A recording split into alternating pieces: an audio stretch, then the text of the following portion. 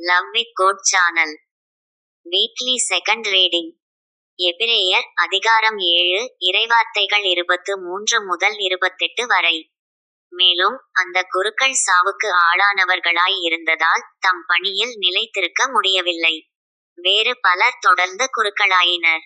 இவரோ என்றென்றும் நிலைத்திருப்பதால் மாறாத குருத்துவ பணியை பெற்றுள்ளார்.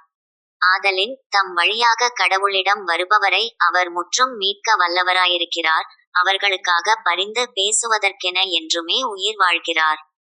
இத்தகைய தலைமை குருவே நமக்கு ஏற்றவராகிறார். இவர் தூயவர், கபடற்றவர், மாசற்றவர், பாவிகளிடமிருந்து பிரித்தெடுக்கப்பட்டு வானங்களுக்கு மேலாக உயர்த்தப்பட்டவர்.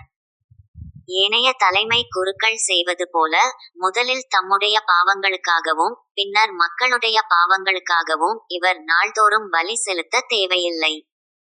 ஏனெனில் தம்மை தாமே பலியாகச் செலுத்தி இதை ஒரே ஒரு முறைக்குள் செய்து முடித்தார். திருச்சட்டப்படி வலுவற்ற மனிதர்கள் குருக்களாக ஏற்படுத்தப்படுகிறார்கள்.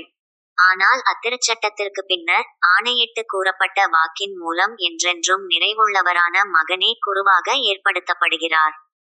இது ஆண்டவர் வழங்கும் அருள்வாக்கு. இறைவா உமக்கு நன்றி.